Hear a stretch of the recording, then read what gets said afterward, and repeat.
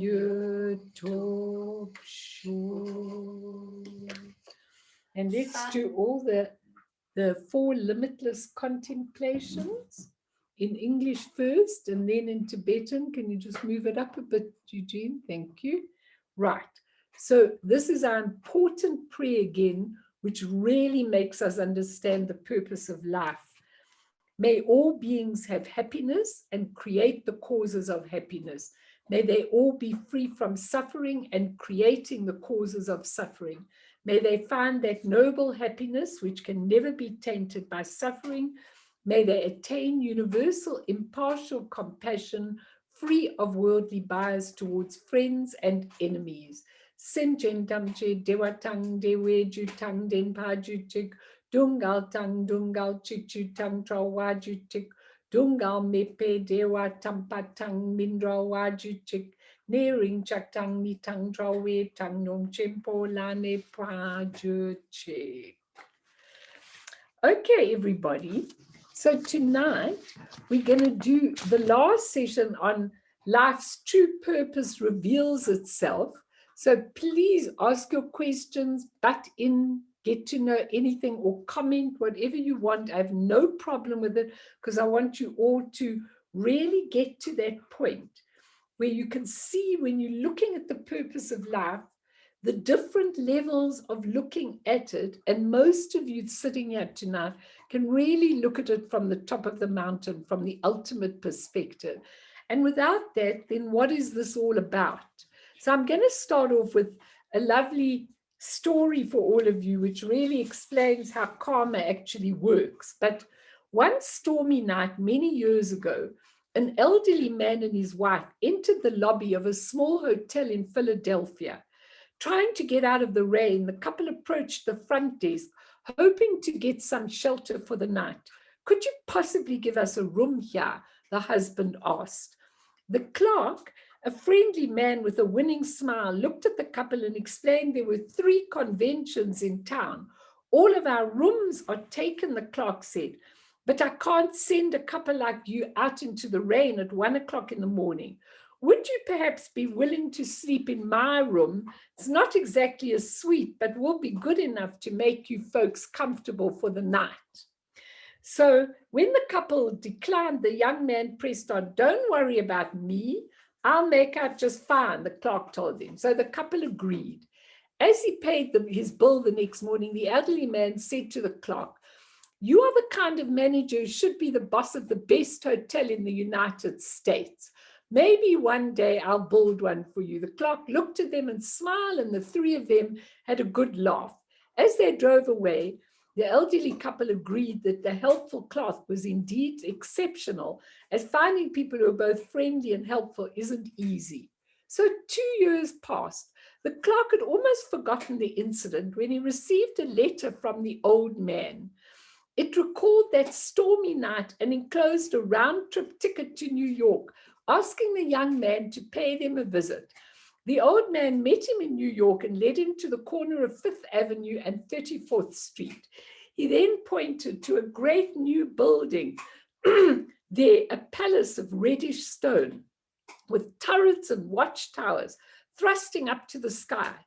That, said the older man, is the hotel I've just built for you to manage.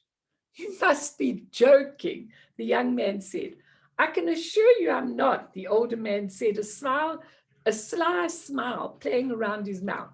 The older man's name was William Waldorf Astor, and the magnificent structure was the original Waldorf Astoria Hotel. The young clerk who became its first manager was called George C. Bolt. This young clerk never foresaw the turn of events that would lead him to become the manager of one of the world's most glamorous hotels. So that's a beautiful story because... Melanie, hi, Melanie. Oh, Henry? That's my favorite hotel in the whole world. And just to be in that hotel and knowing the place so well and to hear that story, I never knew that. Thank you for sharing that. No, it's an interesting story because, you know, it really shows you on that wheel of life how what goes around comes around. And it's so beautiful. Oh, there it is. That's beautiful, Eugene. Wow. Yeah, people might know it from Scent of a Woman, the dance scene with Al Pacino. That's in the tea room of the Waldorf Astoria. Oh, that's And so that's the clock tower. And in the piano in the lobby is where Cole Porter composed some of his famous songs. So that's maybe what it looked like when it opened.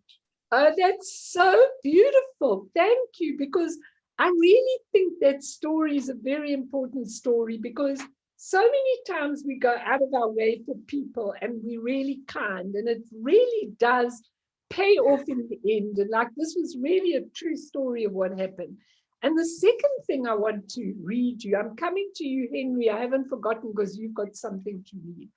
But I just want to tell you what the Buddha declared straight after he became enlightened. He said, "Dear friends, with humans, gods, Brahmins, monastics, and Maras, even the devils, Maras as witness, I tell you that if I have not experienced directly all that I have told you, I would not proclaim that I am an enlightened person free of suffering, because I myself have identified suffering, understood suffering, identified the causes of suffering, removed the causes of suffering, confirmed the existence of well-being, obtained well-being, identified the path to well-being, gone to the end of the path and realized total liberation.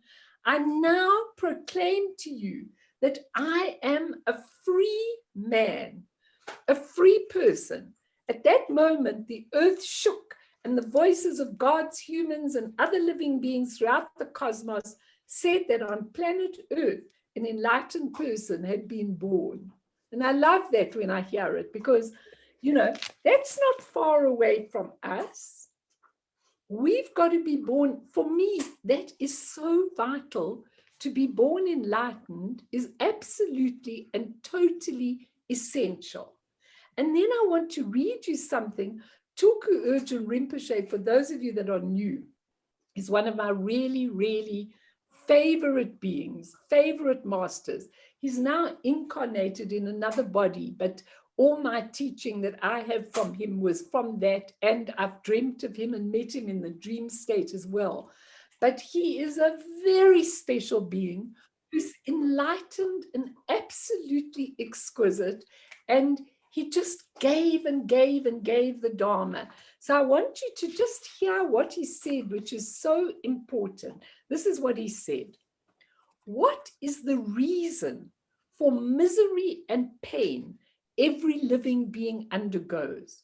What is the cause of samsara's delusion? It's nothing other than lacking the experience of our enlightened essence. We ignore, not ignorant, ignore what is primordially present in us. We neglect what is continually present in us, which is our Buddha nature, which is our awakened nature, if you don't want to use the word Buddha. Instead, immersed in confused emotions, we chase illusory aims that endlessly result in more deluded experience.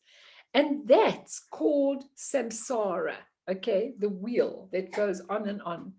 We have already done that for countless lifetimes, he says, life after life, death following rebirth.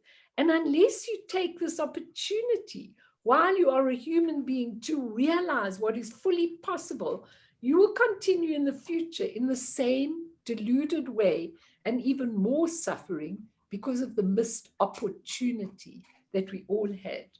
You have to learn, he says, that delusion never disappears by itself. It's so important. Delusion never disappears by itself. You need to learn how to bring Buddha nature into your personal experience, train in it and realize it. Our mind, he says, creates virtue and non-virtue. Our speech and our body act as mind's servants or their employees. So remember that. Your speech and your body are mind's employees, which is so important, okay? Self-existing awareness is the tool we need to employ to deal with that dualistic mind that keeps saying, I want this, I'm attached to it. I don't want this, I'm averse to it, aversion, or indifference. You know, indifference, which is the third thing, is really important, because indifference is almost as bad as aversion and attachment, just being indifferent to things. And we can't yield to this, he says. He says, of the three cravings, food, clothes, and reputation, the most futile is reputation. He says, at least food and clothes you can eat and put on you, but reputation is the most futile. And then he goes on to say, the Lord of death has no respect for reputation, fame, or social standing. Like to tell that to a few politicians, you know. The Lord of death has no respect for reputation, fame, or social standing. We can be reborn in any of the 6 realms according to our karmic deeds. And remember, in those 6 realms, which is so interesting, the 6 realms, which are the hell realm, the hungry ghost. When we're born a hungry ghost, it's somebody who can't give and holds on to everything. If you want to see it as a real realm, or just as a realm, you know, that is unbelievable. I always remember my husband sitting here telling me the story about his father, who had this friend in his small village where he lived, who never ever gave anything. So when he went to him to have a drink with him, he was determined to finish the whole bottle of whiskey just to have it all. If he opened it, thought he diluted the whiskey. Oh, he thought when he opened a bottle of whiskey that hadn't been opened. So he thought he diluted the whiskey every time. So if he opened a new bottle, he was determined to drink it right to the very end because of his lack of generosity. So we have the hell realms, the hungry ghost, the animal realm. The animals don't have their free choice. The human realm, we know what suffering that's full of. The jealous gods, those people who are so competitive and everything else. And the God realm, we have all of those we have all of those around on the tree, on the wheel of life, those 6 realms. And if we leave this journey with any of those things, then we land up actually going to one of those realms. And Tulku Urchin said, the Buddha named the world we are born into Saha, Saha, S-A-H-A, which means indiscernible, okay? Now, when we look at that indiscernible, it means that which cannot be seen clearly. So what he was talking about, being calling this world Saha, he said, your bad action is not instantly discernible. So we can be oblivious to the consequences of our actions, or even our merit, or even our lack of merit. We don't know. We're in an indiscernible world. So we need to get that absolute wisdom of discernment, also called discriminating wisdom, where we begin to read the karmic tapestry when we really want to understand our purpose in life. We read that karmic tapestry, and then we can discern, this is repetitious. This is what I've got to change. This is what, because so many people say to me very often, you know, Melanie, I've got this wonderful relationship, or I've got this wonderful house, or I've got this wonderful this or wonderful that, and I don't think I deserve it. You know, they don't feel they deserve the good things in life. Now, when people have got good things in life, it really means they've earned the merit to get that. But if you do have good things and you have earned the merit, do not ever forget to share that merit with everybody else.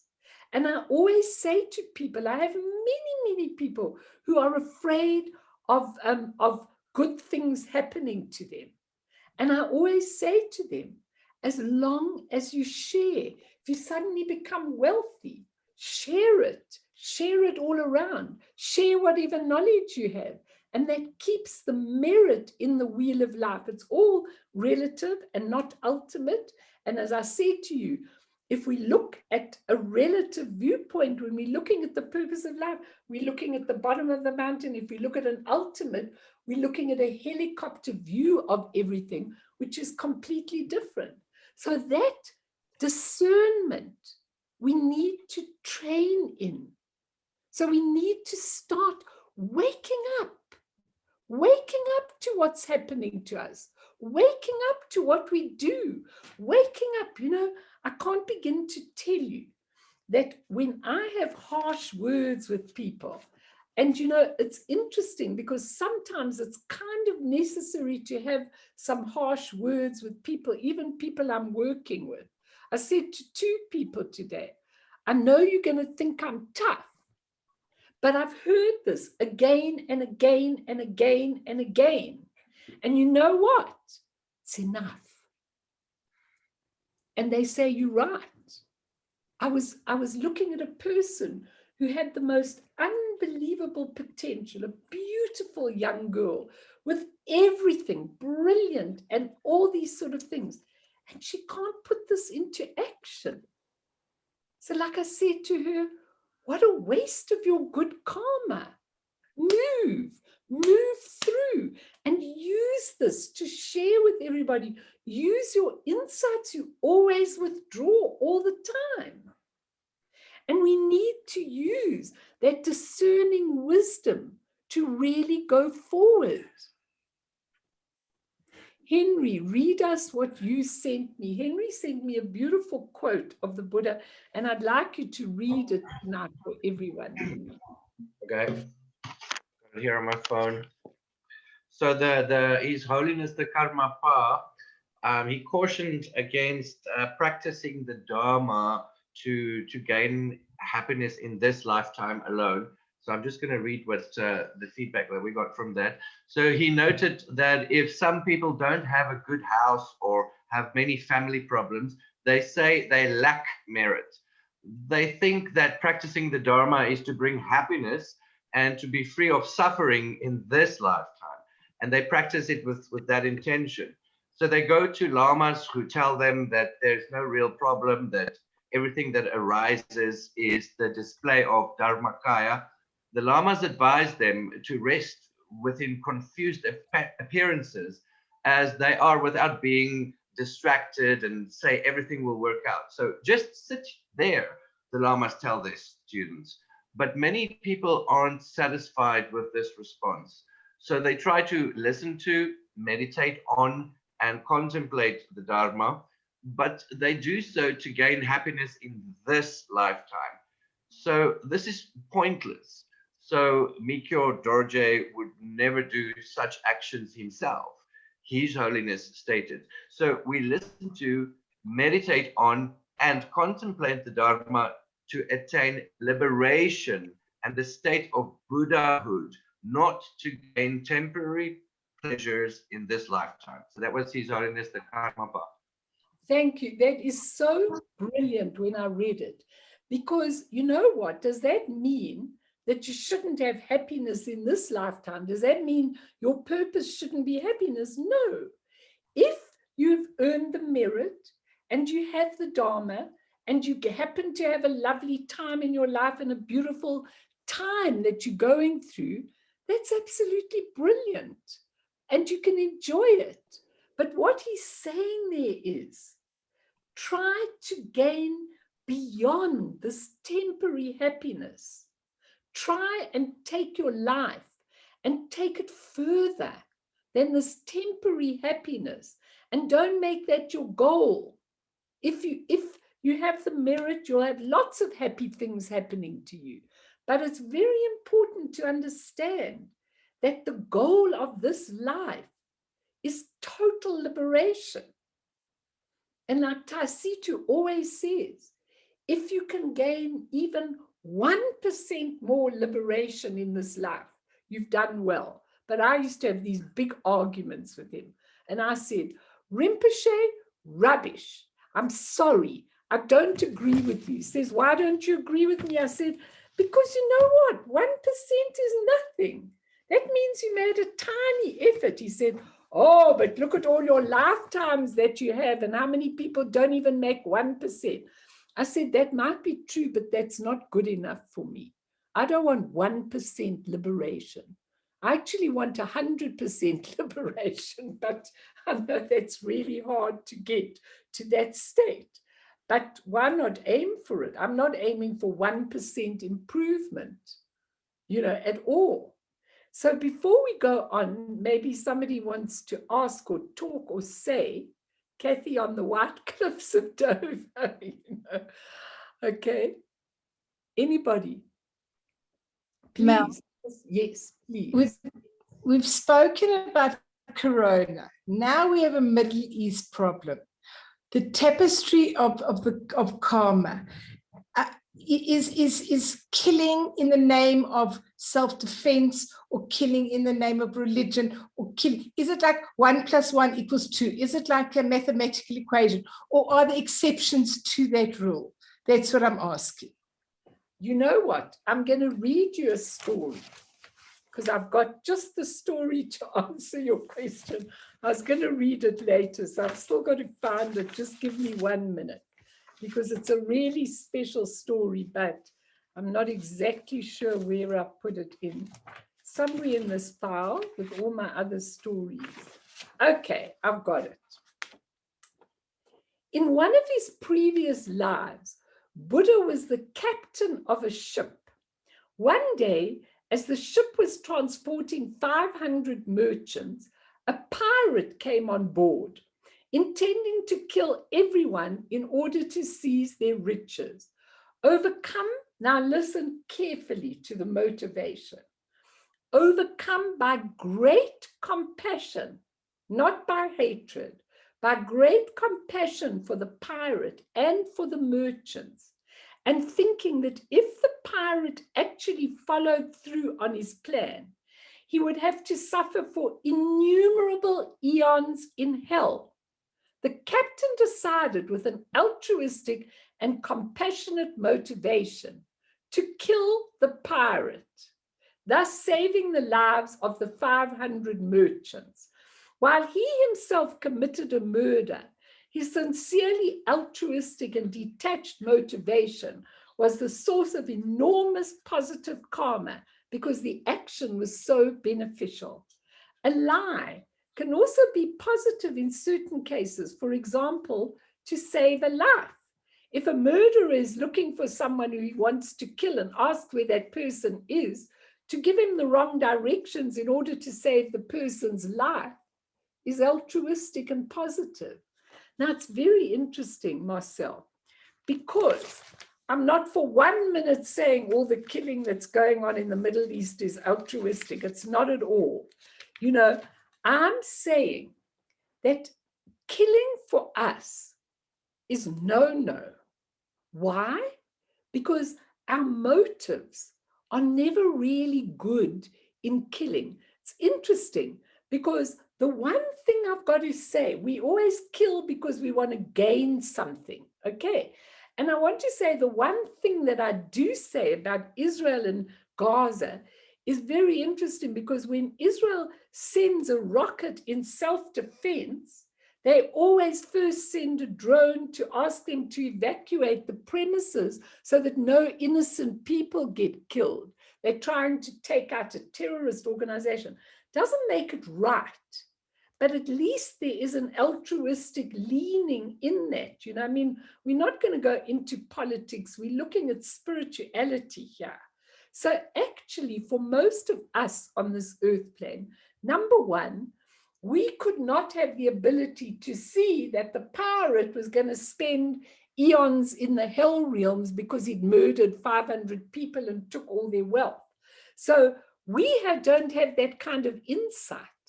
But sometimes when you have got that insight and you go from a compassionate motive, then killing is in order. So is lying, so is cheating, so is everything. If you really are doing it to benefit other people and not for your own gain and power. Now, if you look all over the world, it's so horrific to my heart to see how people kill each other for power, for territory, for whatever else, whatever their needs and greeds are, and the consequences are horrific. And for me in the Middle East, I always say that if you look at the Middle East, so people are going to get born on both sides of the fence. There's no doubt in my mind. So you'll have an Israeli incarnation, and then you'll have a Palestinian incarnation, and this enmity goes on and on and on and on. When is it going to stop? And when is killing okay? If you kill in self-defense, you see, many people in this country say to me, I carry a gun because if somebody breaks in and they try to kill me, I'm going to kill them first. Is that so? Well, I can tell you something here and now that Taisitu Rinpoche said. The victim is the killer, not the killed. Isn't that interesting? The victim is the killer. Okay, because that killer, with greed, with envy, with power, with jealousy, with whatever they want, is going to have horrific karma on that wheel of life. But none of that karma ever touches your nature of mind, which is very interesting because that's like the mercury, whatever, that runs off. So it's a very interesting question. And in enlightened ages, nobody kills. And enlightened people lead the nations of the world. My goodness, I want to be born in an enlightened age and just follow a beautiful teacher who leads people. What do you say to that, Marcel? My story's a good one for this, hey? Yeah, no? Just unmute yourself, then you can argue with me. It's an interesting question, though. Very, very interesting. Oh, you switched your camera off. Now you're on. Yeah, sorry. Mel, it's such a hard situation because it's not clear cut. It's not black and white. It's web-like, it's not linear, so it's. What did I just say about it's a hard situation, I think, what did I say about the indiscernible nature that the Buddha said we called saha. We don't have discernment. It's unbelievable. Okay, we do not have the discernment. We just go for what we want on this human desire realm. We don't care what the consequences are. I cry for that. I really, really do. Because the consequences are that the wheel keeps turning and turning and turning, and the suffering is terrible, terrible. So I think it's time for the Middle East to find peace. I think there's enough territory for everybody. And why can't they each see, you have your territory, I have my territory, and we live side by side and we help each other? We could have that. But no, we don't have that. And what I wanted to say, and Kathy, are you still here or did she get bumped off from the, is she still on, Kathy? No, shame. She was on the cliffs of Dover. But I wanted to just say, last week she was asking me about ending everything. And I just wanted to give you this quote. I couldn't find it last week, but this was the quote. Zerchungpa, who was a great master, and Dilgo Khyentse Rinpoche, which a lot of you have heard. This is what Dilgo Khyentse Rinpoche said about Zerchungpa's writing. He said, drop ordinary activities. Drop ordinary activities. Put them off. He said, there will never, I found this so interesting, there will never come a time when they are finished. We will never have an end to our ordinary activities. He said, the end of all gathering is dispersing. The end of all living is dying. The end of all meeting is parting. The end of all rising is falling. The more you become involved in such distracting activities, the longer you continue to postpone the practice for enlightenment. Sure. Interesting, isn't it? So I think that looking at all of that, we're going to do a meditation if nobody wants to say anything. But I think it's so important, all these things, because I think that we've got to start to be able to see that there's a life beyond suffering.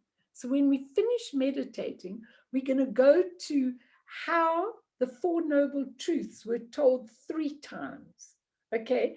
And so we can go there just through one means when we understand that everything in this world, this has been maybe my most important learning that I've ever done in the Dharma, okay, is to know that there is the essence, and we all are made of the essence, the ground, the emptiness, if you want to call it the God force, the creative force, call it whatever you like. But the essence is out of everything, out of which everything comes. And the essence has a nature. And that nature goes together with the essence at all times. And that nature is in awareness, a light, luminousness, clarity. That awareness has got all those qualities. And from that comes this unlimited energy. And if we can't see, whatever comes out of the essence and the nature is pure energy. But if our eyes are not trained because we steeped in that wheel of life with our karmic vision, we can't see the purity of it. So we see it in an impure way. But pure or impure, it all goes back to the essence. It all comes from the essence.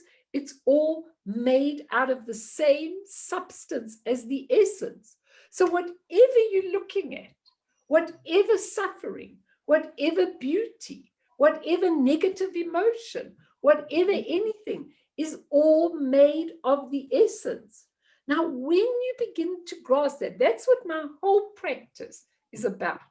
That's what all the Vajrayana practice is about. Creation, which is using the energy to create a pure Buddha field, a pure awakened field. And that's what we're learning. And all my practice, all my life, whenever I'm going through a terrible time, when I'm angry or upset or bitter or feeling awful, I just say, let me look at this. This is just an ornament, a playing out of the essence. Let it play out without interference. As soon as I interfere, manipulate, change, analyze, I've stopped the flow of the beautiful essence. I've just got to learn how to be able to look at it. Now, what's very interesting from this, then we'll do our meditation.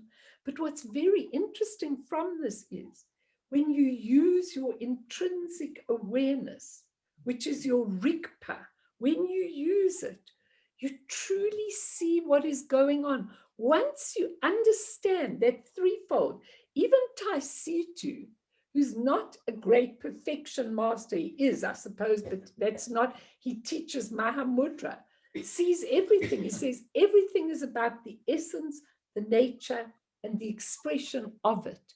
And when you really understand that, then you understand what intrinsic awareness does. Now, it's a very interesting thing, because someone asked Dajjam Rinpoche about Rigpa, and he said, at present, our Rigpa is like a little baby stranded on the battlefield of strong arising thoughts. I like to say we have to begin by babysitting our Rigpa, our intrinsic awareness, in the secure environment of meditation. If meditation is simply to continue the flow of Rigpa after we've been introduced to those three things, how do we know when it is Rigpa and when it is not?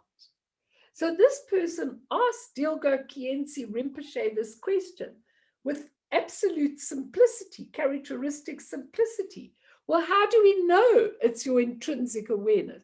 Now listen carefully to his answer, because it's very interesting. He said, if you are in an unaltered state, it is Rigpa, an unaltered state. Let's talk about this. If we are not contriving or manipulating the mind in any way, but resting simply in an unaltered state of pure and pristine awareness, then that is Rigpa. And he said, if there's any contriving on our part, working it out, manipulating, if there's any contriving or any kind of manipulating or grasping, it is not. Rigpa is a state of mind in which there is no longer any doubt, okay? There is not really a mind to doubt. Why? He asked, because you see directly. If you are in this state, a complete natural certainty and confidence surge up with the Rigpa itself.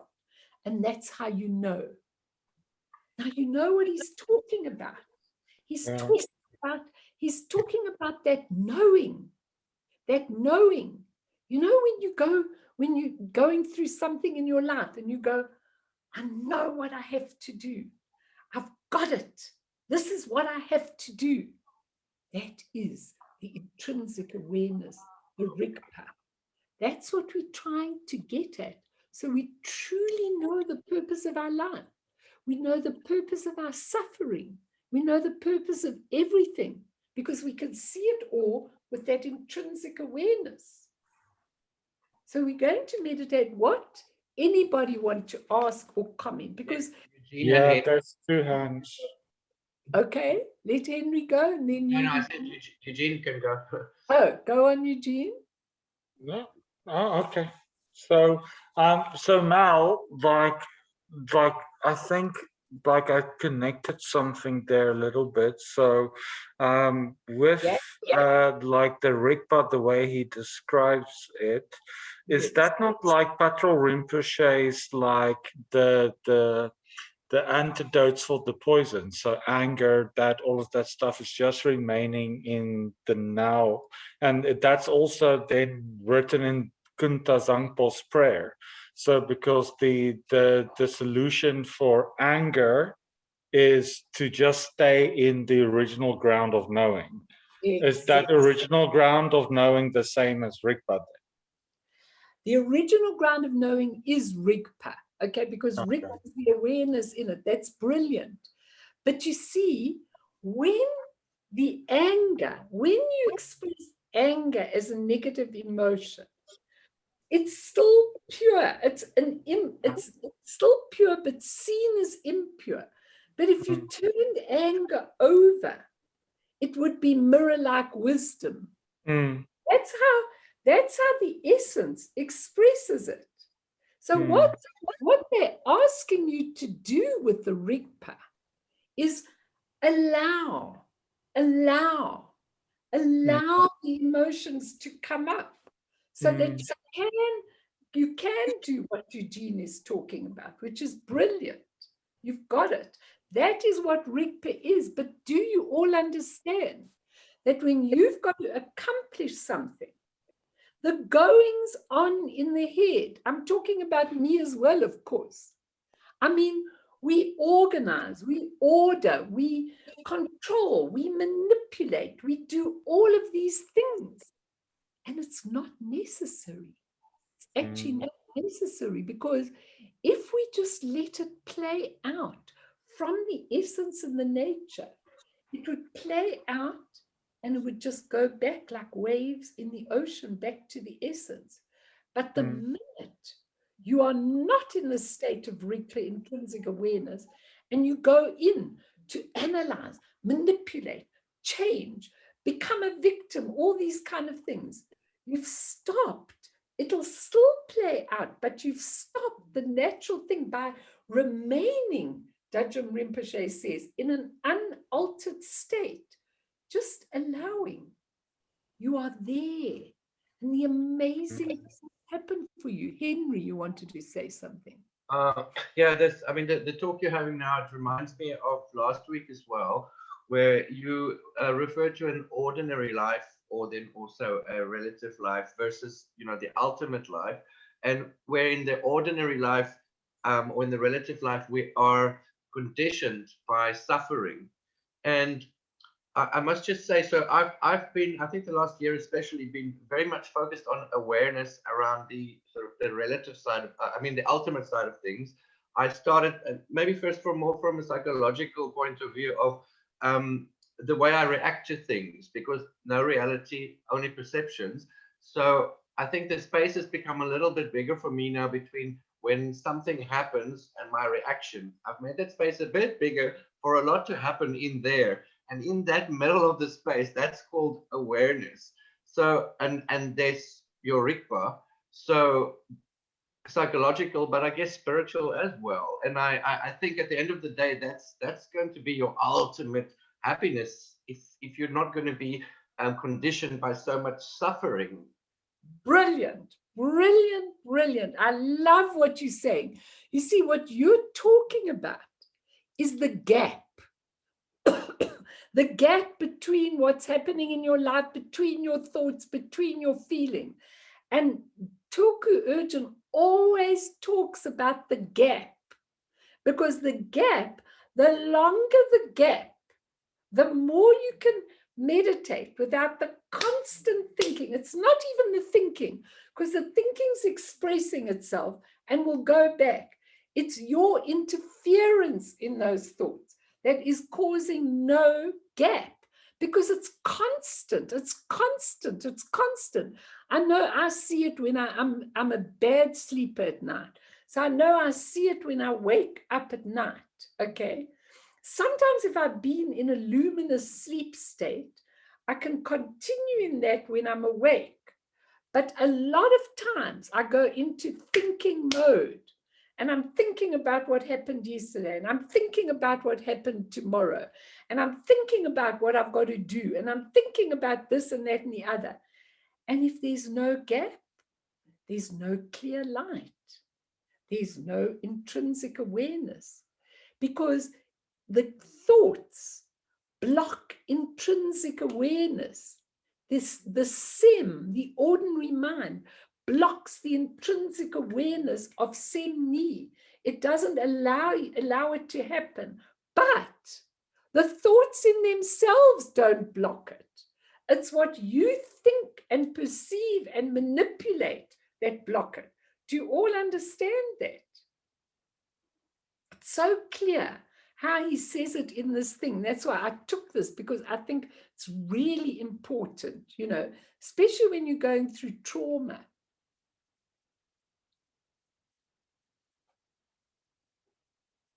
Okay.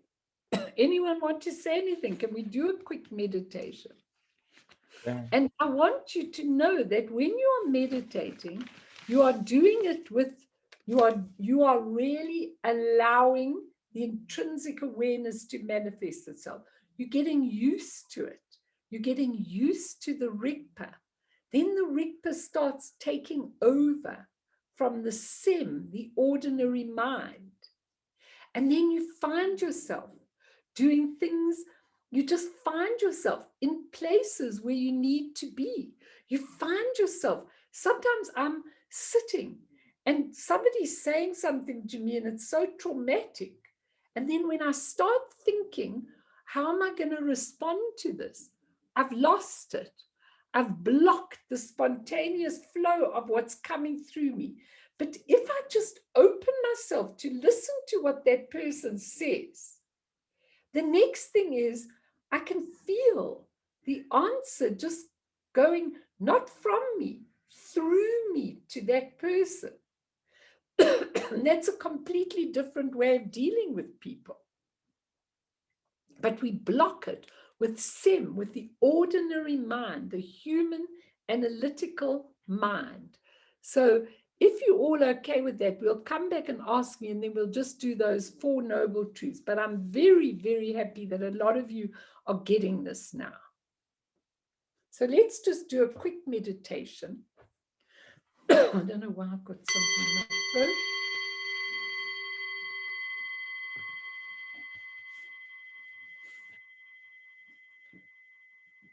Diogo Kienzi says, the towns and countryside that the traveler sees through a train window do not slow down the train, nor does the train affect them.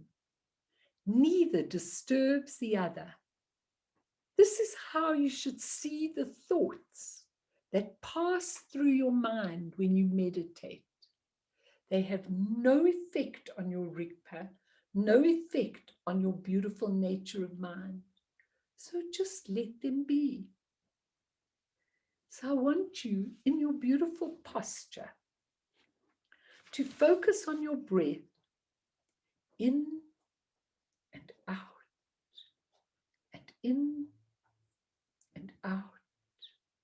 Just gently bring yourself to this perfect moment. Everything in your life is absolutely perfect. It may not be what you want. It may not be what you desire, but it's perfect opportunity for you. So I want you tonight to just notice your mind. Watch your mind wherever it wanders, and just be completely aware of when your mind wanders into a thought, and just gently, without being too rough on it, bring your mind back to the breath. We have to get a sense of what's going on in the mind, to look at what the mind is doing, to be aware. Simply see what's going on. Where is your mind now? Is it in the past? Is it in the present? Or is it in the future? Is there a mood happening now? A feeling in your body? Be fully aware. Don't judge what you are experiencing. Don't label anything. Don't start to analyze, I'm having a good meditation, I'm having a bad meditation. Don't label. Simply be aware. Allow that pure intrinsic awareness of Rigpa to be awake. And I want you to notice how busy your mind is, how active. Have simple moments through the day to simply notice what your mind is doing. Try and connect with everything within in a fresh, uncomplicated way. Just allowing everything to be.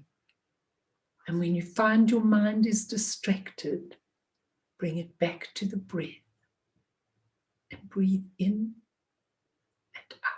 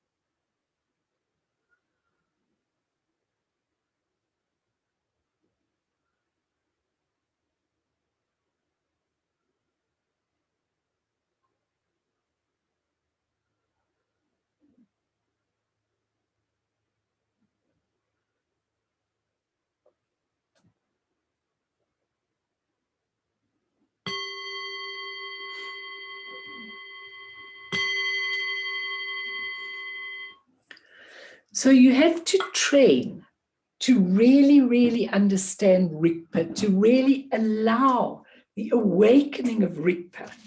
I want to just do these 3 things and then I will give you a story or 2, but you can butt in at any particular time. So last week and the week before, we were talking about how the Buddha, what happened to him, his yearning for that inner life. And we were talking about the yearning last week, and he didn't know how, once he attained enlightenment, he was actually going to give anything. So he gave the 4 noble truths. But what's important when you understand them in 3 methods is that in 3 ways is that he taught at all the different levels. The main level, the higher level that he taught was the Vajrayana, but he only taught that to a few. And then he said, I will emanate a being who was Guru Rinpoche to come and bring the Vajrayana to you. So when you look at the 4 noble truths and the 3 ways in which the Buddha taught it, it's very important to look at how he taught in the Hinayana way, which was really for individual liberation. And the most important thing with the Hinayana way was to be able to renunciate. So in other words, to give everything up, so that people who went on a Hinayana pure path, gave everything up, went into the mountains, meditated, had teachers, came back, got instructions, and liberated themselves as an arhat, okay, at that particular level. And that's how they saw life. Then he taught the Mahayana, and the Mahayana was when he incorporated everybody with that beautiful compassion and motivation to actually incorporate everybody. And there he started to say, hang on a minute. Everything you see around you is not solid. It's actually empty. And as we discussed, emptiness means empty of a separate existence. That's what empty means. Okay, emptiness. Empty of a separate existence. So everything on a relative level is cause and effect, cause and effect, cause and effect. You can get the previous teachings if you missed them. But, you know, that cause and effect is really, really important. And when he came to Mahayana, he started to go a little bit beyond just the cause and effect. And he said, but on an ultimate level, there's emptiness. And he started to talk about emptiness. And then when he went to the Vajrayana level, which is really about creating, using the energy, and then dissolving it back into the essence. That's what all these deity practices are about. And when we begin to understand them, they are fantastic because they're training you.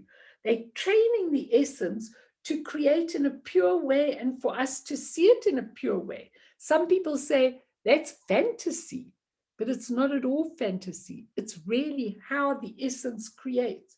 But the way we've created it is in a very negative way. We see it in an impure way. So when he did the Vajrayana, it was very, very interesting because he could only teach it to a few, and that was the higher level. And then out of the Vajrayana came the Ati Yoga, the Dzogchen, or the Great Perfection, which took all of these levels and said, but you already have Buddha nature. You can wake up to it in one lifetime. It was a speedy way of actually getting there. But only people who really could use that intrinsic awareness could actually get to that level in any way. So when the Buddha taught the Four Noble Truths, Mingyur Dorje called them the four pure insights into the way things are.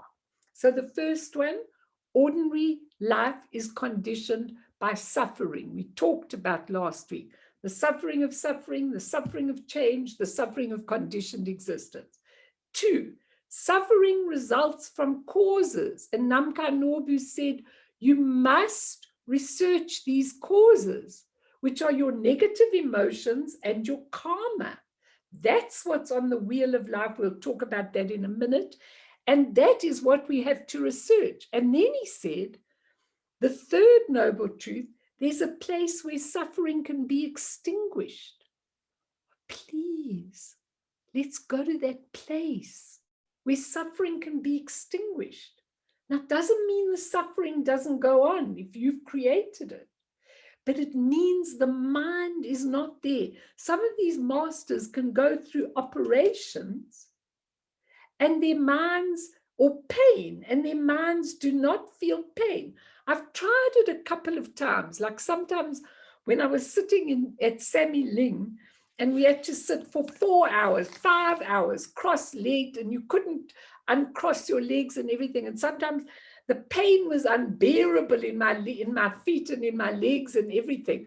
And I thought, I've got to go beyond this. And once or twice, just for a few seconds, I managed to get beyond the pain. I don't believe in meditating like that. I think it's much easier just to stretch your leg and then come back again. But there is a place where there's no more pain. And that intrinsic awareness, that rigpa, that nature of mind is the place where there's no more pain. It can't contain the pain in any way. It's the mercury.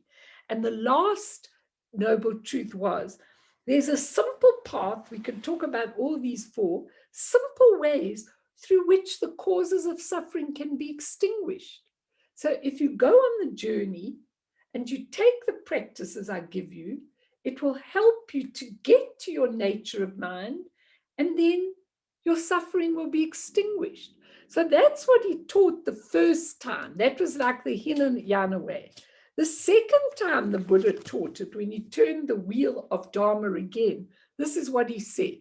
He said, there is suffering and one has to understand it. He said, there are causes of suffering, number 2, and one has to eliminate them. And number 3, there's the cessation of suffering, and you have to attain it.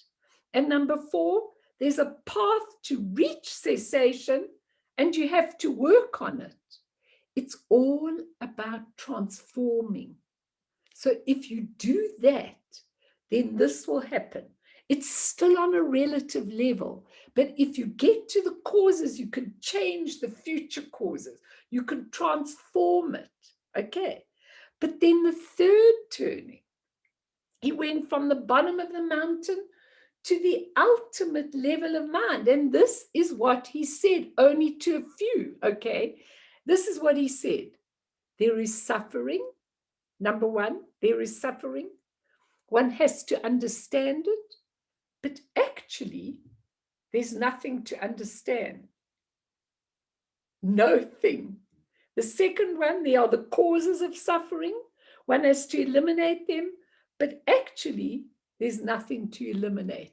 Nothing being no thing. Nothing, no thing. Third, there is cessation of suffering. One has to attain it. But actually, there's nothing to attain. Fourth one, there's a path to reach cessation. One works upon it, but actually there's nothing to work on. And that's why the Buddha taught, I will give you these practices. Make your boat, cross the river, and then dump it on the other side, because once you're in your nature of mind, you don't need the practices. So I just want to tell you this little story, and then I'm throwing it open. So the Buddha was asked at the end of his life, what have you been doing for the last 30 or 40 years? Nothing, said the Buddha. I haven't done a single thing. But you spent all your time talking, teaching, and training people. The Buddha said, I didn't do that because there was no sense of a me. There was no sense of a self doing it. It was just spontaneous, enlightened activity. That's my favorite story. Spontaneous, enlightened activity that comes through you, that changes the whole purpose of your life. So let's hear your question. Bryony, Robin, Vera, we love to have you. Nikki, Steph, we're pleased to see you. Molly, Renee, ask, Tatu. Ask or comment. I'm so happy if you do. Sorry you missed the beginning, Rob.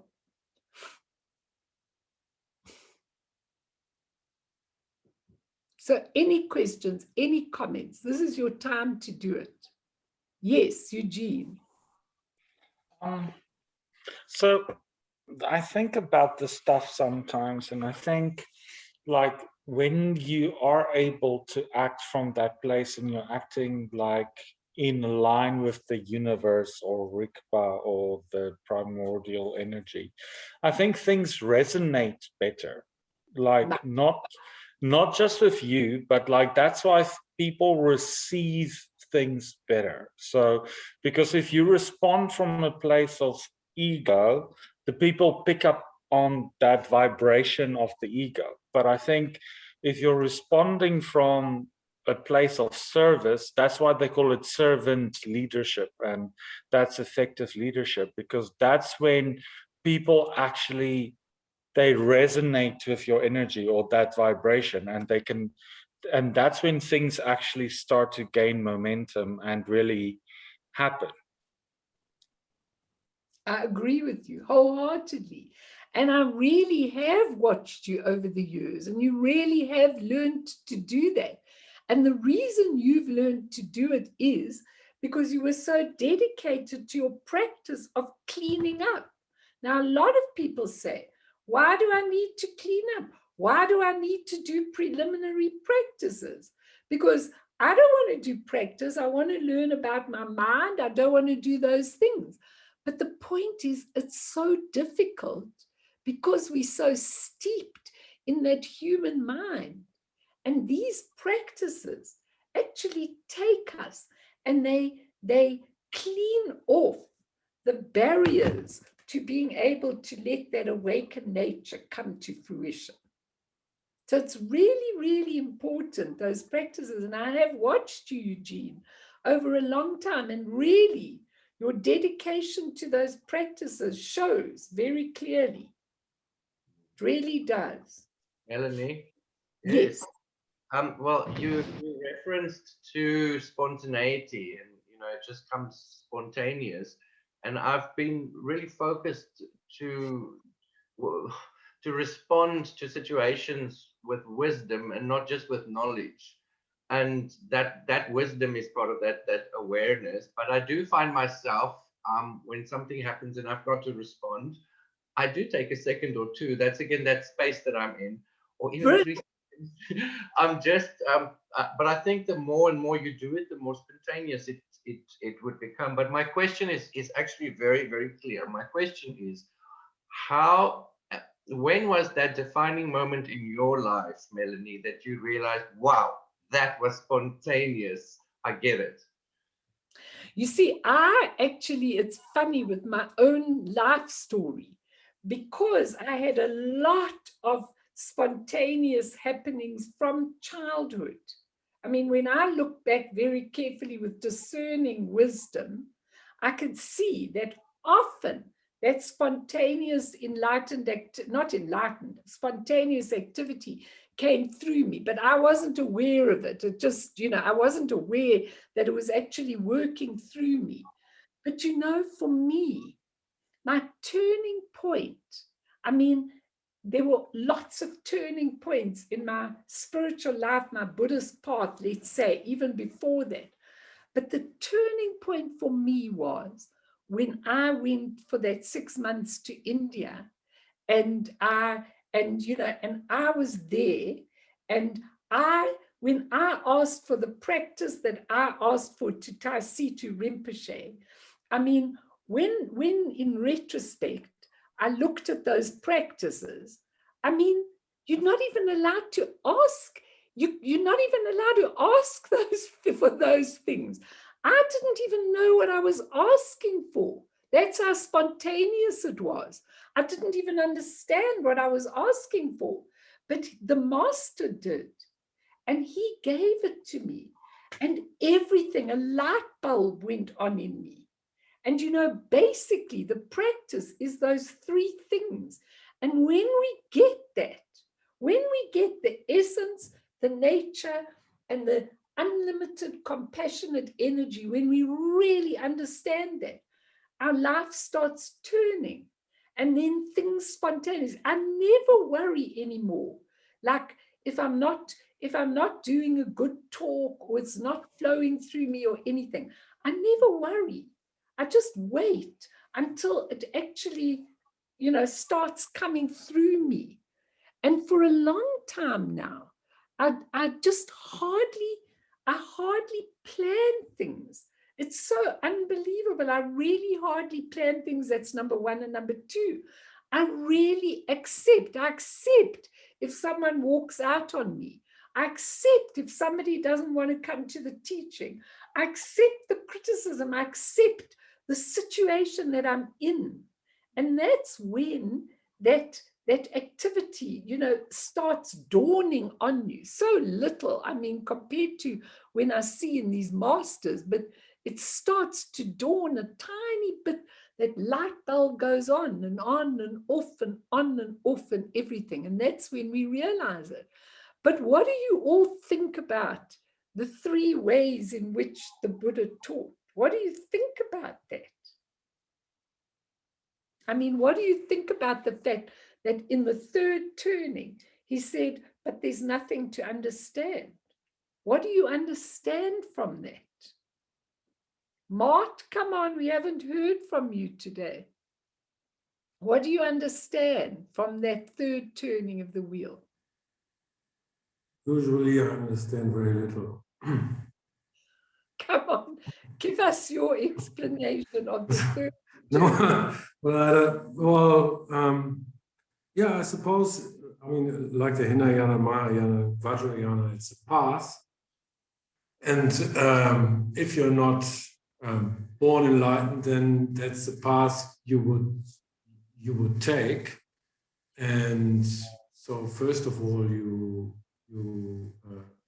realize there is suffering and the causes of suffering and all that. And then you work with it, and eventually, finally, you realize that it all comes out of the nature or the essence of emptiness. And there's actually nothing that is solid, nothing that is tangible, nothing that we have to worry about. And that that's was, the point. Yeah. it was 95% intellectual stuff. Yeah. 95 intellectual. And I Yeah, absolutely 5%, maybe 5% experience. I don't know. yeah, I agree with you. And it is 90%. And it's because we think about everything. You know, that beautiful story, I've got it here, of a flower. It's a well-known story when the Buddha stood in front of an audience and he held up, let's say this is a flower. He held up a flower like this in his hand. And he didn't say a single word to anyone. He just held it up. Now, what do you think happened in that audience?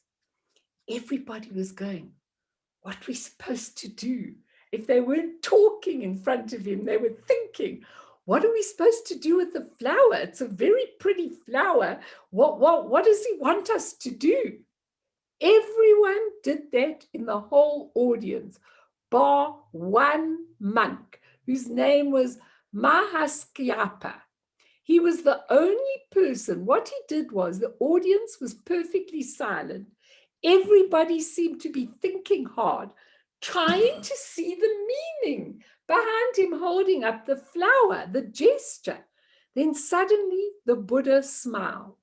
He smiled because someone in the audience smiled at him and at the flower. And that was Mahaskyapa. He was the only person who smiled, and the Buddha smiled back and said, I have a treasure of insight, and I have transmitted it to Mahaskyapa. Because Mahaskyapa was present with the flower. He was just there. He said, yeah, in his mind, there was the Buddha, and there was this beautiful flower, and he was so enthralled with it, he just smiled. He was present. He was there with this interaction. So the Buddha could transmit a whole lot of things to him. Now, millions of times, a lot of you are thinking, what's the meaning? How must I do it? What does she want of us? Why is she asking us all these questions? Blah, blah, blah, blah, blah. The mind going on and on and on. Not just opening yourself to whatever there is there. So important for all of you. And I think when we understand that, it's really an amazing thing when we understand it. Because if you look at the wheel of life, right, we go back to it. There was your ignorance, ignoring what I started off with Tulku Urgent saying, we ignore the Buddha nature, ignorance, plus what you did, your volitional activity, okay, that all comes from the past lives, leads to this present life. So how you're born, how you look, what you are, what parents you get, whether you're wealthy, whether you're poor, whether you come from a bigger family, whether you live in a shack, whether you live in a palace, all of it comes from ignorance, and your volitional activity leads to all these circumstances, how you're born. Very little you can do about those circumstances because they already cast. The present karma is cast from the past karma. But then it goes into the making of the future karma on a relative level, the first set of noble truths. And in that one, it's feeling, you have a feeling about how you are. Maybe you feel, I was born into this poor family, this abusive family, this terrible family, poor me. Why wasn't I born like the other children at school, blah, blah, blah. The feeling leads to craving and grasping and then becoming. So in those links, in those interdependent links, you've got a chance to use Rigpa awareness and wake up. What am I saying?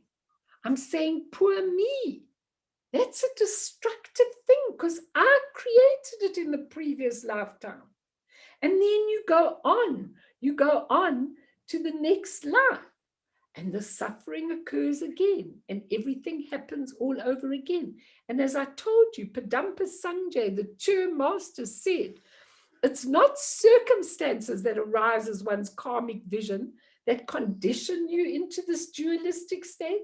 It's your own attachment that enables what arises to condition you, how you are attached. So that's what happens on the wheel of life. And you can get off that wheel of life in the third turning, because he said there's suffering and you must understand its causes, but actually there's nothing. Because if you allow the playing out of your suffering with no moans, no groans, just quite happy that you can do that for yourself, then there's nothing there to moan about. You've gone into your nature of mind. And when you look at the negative emotions, and we'll talk about this more another time, but if you look at the negative emotions, if you take the ways to deal with the negative emotions, the first one, renunciation, when he said that's the cause. How do you renunciate? Well, these people take themselves right out of life and away from all the negative emotions, and they don't look at the negative emotions, and they train and they meditate and they do everything, and they stay away from them, which is, we can't possibly do that. The second way is transforming the negative emotions. So if we've got anger, we transform it into understanding. If we've got jealousy, we transform it into respect for another person. And so we try and change our negative emotions, transform them. But the third way, the highest way of dealing with them, and we'll go into this in much more detail in another talk, the highest way is simply called self-liberation, which means it liberates itself by itself. So when your negative emotions come up, you're not reacting to them. You're saying they are what they are. I will let them arise. I'm not repressing them, and they will go back into their original state.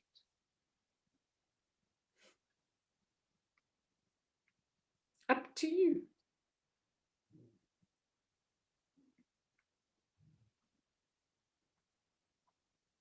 Do you want to ask or speak, or you want another story? I've got lots of stories if you want. You're all very contemplative, and I'm fine about that. Fiona? Oh, okay, Rob? I mean, obviously, if you're saying intrinsic awareness gives you that sort of, I know what to do. How do you, how do you plan for life, or how do you take the steps necessary to address things? And you've got a problem, and your mind is telling you you've got a problem, which is, and I've seen how active and destructive, just I've become more aware as you've told me, but you've still got to be part of the life. You've still got to solve the problem, because otherwise it's going to stay unresolved. So somewhere in there is, I know what you're saying is right, but somewhere in there, you've still got to have the sense to, otherwise you've still got to have the sense to know this is a problem. We're not going to make we're not going to make money this, we're not going to get to our budget this. And how do you not worry, but because you can't just sit at home and say, well, so there's that, obviously, I know, because I've seen, as I've said, as you've spoken, I've seen how slowly your mind contaminates, and the more I've tried to, the better it does happen. But I've also trying to think, I don't want to get to the point where I'm so above it that I'm not actually solving. I know exactly what you're saying. You don't have to explain anymore, and you're absolutely right. But I tell you how we differentiate between detachment and non-attachment. The one key thing in non-attachment is that you're not attached to the outcome. So like what I was saying yesterday, you take the lottery ticket, because if you don't take the lottery ticket, you're definitely not going to win the lottery. Okay, you have things to do. So in other words, in those olden times, when you had reception areas where you plugged into the person, you know, those old-fashioned things, you plugged into people. I think it was much nicer than what they've got today, but in any case, that's just my personal opinion. But you plug into what you have to do, but you are not attached to the outcome. Because when you are worrying about money, worrying about the business venture, worrying about everything, you're actually taking away the spontaneous enlightened activity. We have 5 enlightened activities, which I won't go into, but the one is called the action accomplishing activity, which means spontaneously accomplishing. Now, when you control too much, and because you're so concerned about the outcome, you spoil and mess up that spontaneous response to whatever you've got to do. So sure, you've got to do things. I have to make appointments in my diary every day. Otherwise, how am I going to help people? I have to see that this happens to this and this happens to this, that our centers run, that everything happens. Otherwise, it'll all fall apart. But the end result, like I'm looking at our center over there with our beautiful Buddha, and I'm crying inside me because I miss it so much. But in any event, I'm okay about it. I do want to go back there and teach and have everybody live. But at the same time, it's okay. I'm not attached to the way this coronavirus will turn out. I'm just doing the best I can for now. Do you see the difference? You see, when the human mind becomes contaminated, it's how am I going to make my target? How am I going to get at the end of the month?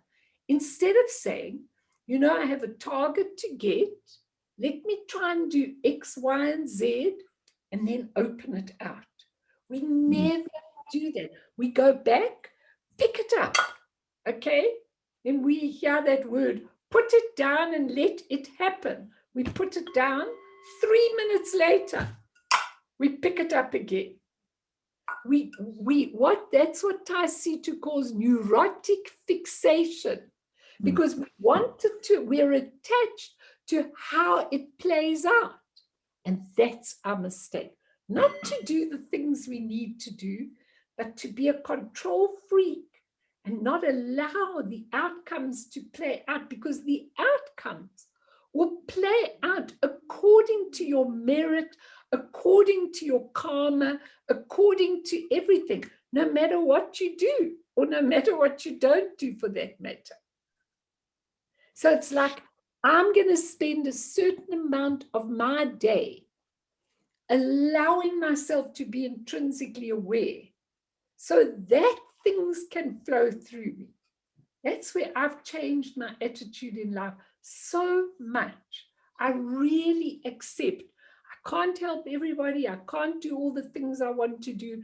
I can't. It's okay. Whatever is the work is the work. And that's the difference. Do you understand, Rob?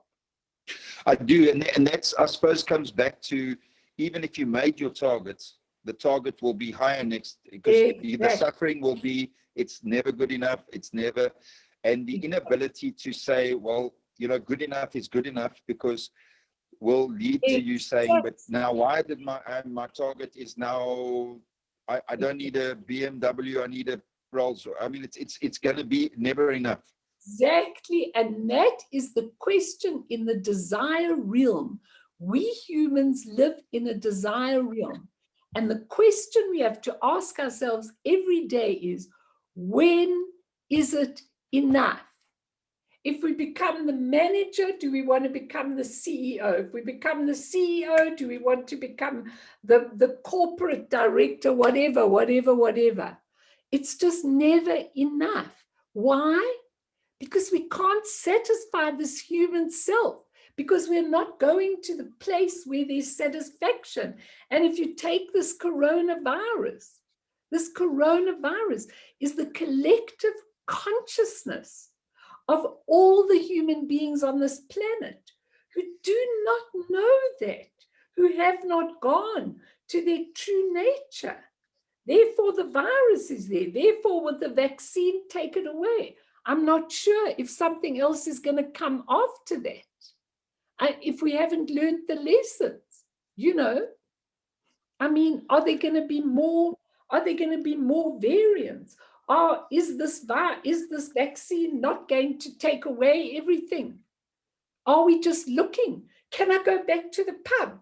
Can I go back to restaurants? Can I go back to partying? Can I go back to all of that? No, no, no, because it's that caused the virus in the first place. That's what I'm screaming. Mel? Yes. Mel? Yes. That's for me, you know, talking about your four insights, your four ways, yes. The wheels. I have found, not only in my own life, but in various instances, being incredibly irritated with group agreements that you can only learn, really, really, truly learn from suffering. And that equally is that desire realm of grasping, whereby there's no trust or belief at all that there's a place where you can still learn, where there's a place from no pain and no suffering. So the insistence of this, it's absolute insistence, because I've had people looking at me askance, whereby they do not consider that there could possibly be a place of no pain, and you're living in a fairy world by dreaming this ideology up in the first place. Okay, I agree with you. I agree. And people say from their pain they learned, and I say, but you could have also learned without the pain. That's right, yes. But the insistence on holding that very, very tightly, it's almost like an abused woman or an abused person, let's say, that can't let go, that keeps on going back to that very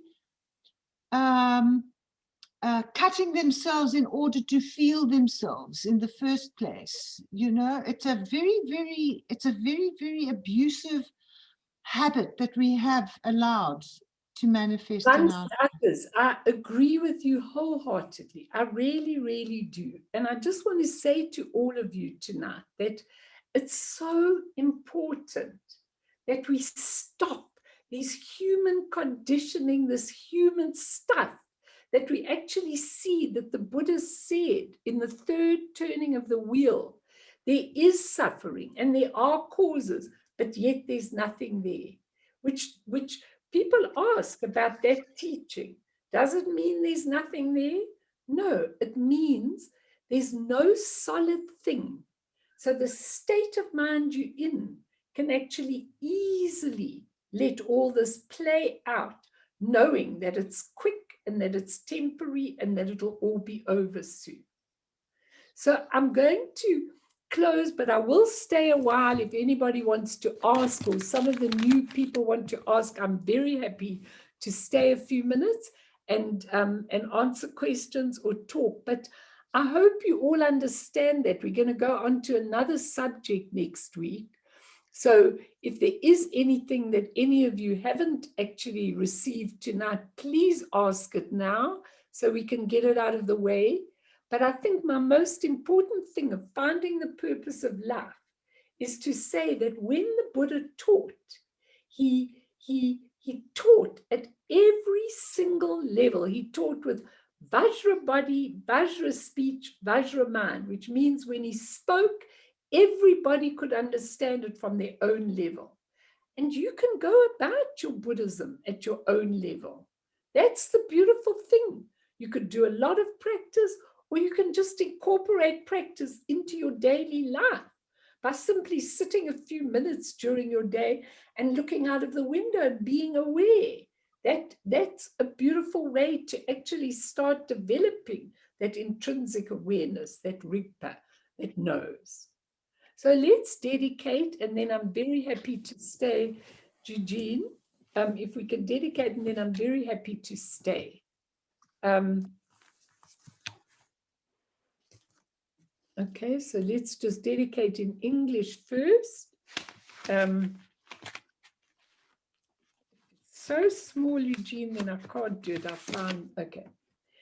Through the virtue of this goodness, may I obtain omniscience and overcome all adversity, thereupon liberating beings from the ocean of existence, which is rocked by the waves of birth, aging, sickness, and death. Sonam die tamche zipane topne nepe dranam pamshene jeganachi balak tropaye sipe sole doa dro warsho. So next week we will do something different, and also I would like us to do